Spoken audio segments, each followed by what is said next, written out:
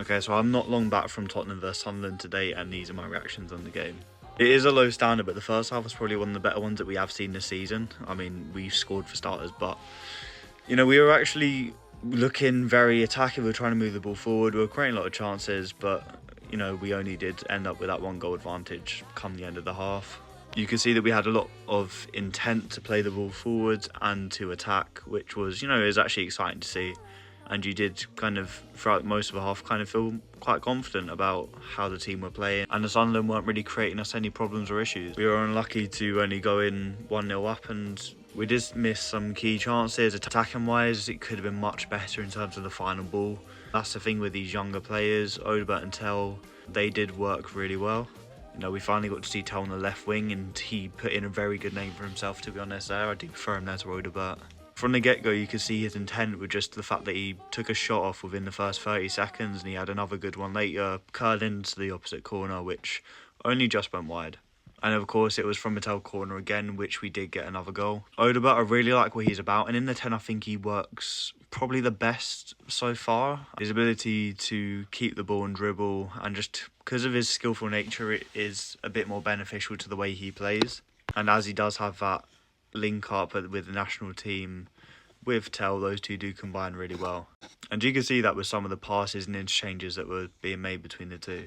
Kuda's going off was a bit of a bummer as well. I don't know, it sounds like there was a little bit of an issue ongoing there with him, and, you know, him going off holding his upper thigh apparently. It's not what you like to see after just getting rid of Johnson 2 days ago. And on that right wing, Kolo Muani did not put in a good name for himself there. He was very wasteful in attacking opportunities, and you'd expect a lot more from someone who is, you know, a very top quality and highly rated forward. But at Tottenham, we've just not really seen it so far. We've seen it in splashes like a lot of our other players, but at the minute, you'd expect him to have a better final ball, whether that's shooting, crossing, or just being able to control and dribble with the ball. He did, in stages, look like Bambi on ice. And Ben Davies, of course, the goal scorer. Who would have thought that Ben Davies would be our 2026 first goal scorer? That's going to be one for the pub quizzes in the future. But yeah, he did have a pretty good game, to be honest. You could tell that having a left-footed left-back was just much more comforting for the way that we're going to play. And, you know, Ben's always been one he can put in across. It's mainly from, like, when the ball's flat at his foot. It's not going to be when he's sprinting down overlapping. But when it's the top corner of the penalty box, he can swing into a ball from there. And you can kind of see that he has the experience, and, you know, he has leadership qualities from his time at Wales, nobody is at Tottenham. You know, he is a player he is someone that can be seen as a leader and a controller on the pitch. The second half, however, was a completely different game, though.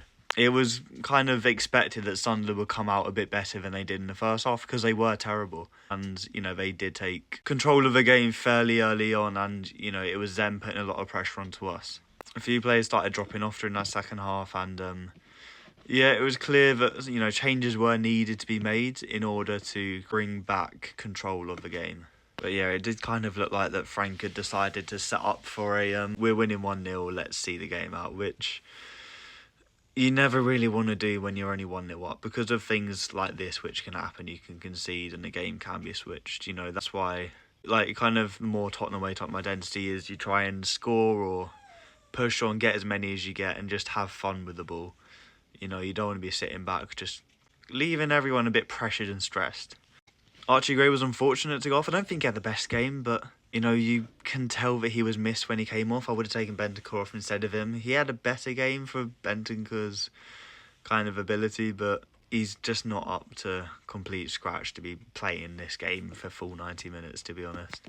I would have brought on Paulinho for him. If I can understand Paulinho coming on because, you know, the way the game was swinging, we needed someone more defensive on and, you know, just to kind of gain a bit more control. But, you know, that happening and then conceding afterwards, that's not, you know, that shouldn't really be happening. Over the course of the second half, Odobert went off injured.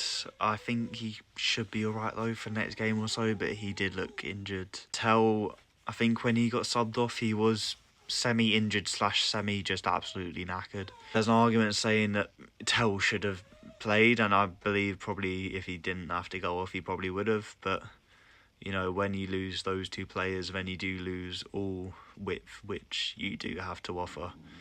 because then the only width is coming from the fullbacks, which was Porro and Davis, and then Spence did come on for Davis at the end as well. Dane Scarlett got a feature, so that'll probably be his only feature before he heads out on loan and we don't see him again for another year. But although subs were needed, the subs which came on, they didn't do enough to change the game. And, you know, we do have a limited players available in certain positions, like attacking midfielder. So, of course, Bergvall does come on and he then occupies that position. And it's not his position now, is it, really? He's a box-to-box player, which we've still a lot more improvement to go.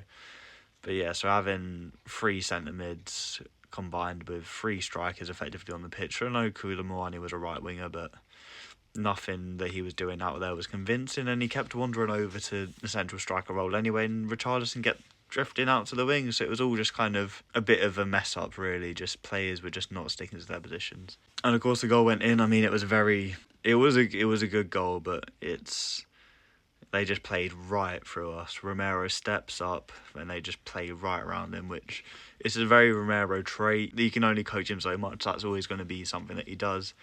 And it did work against us that time. All in all, though, it is another point.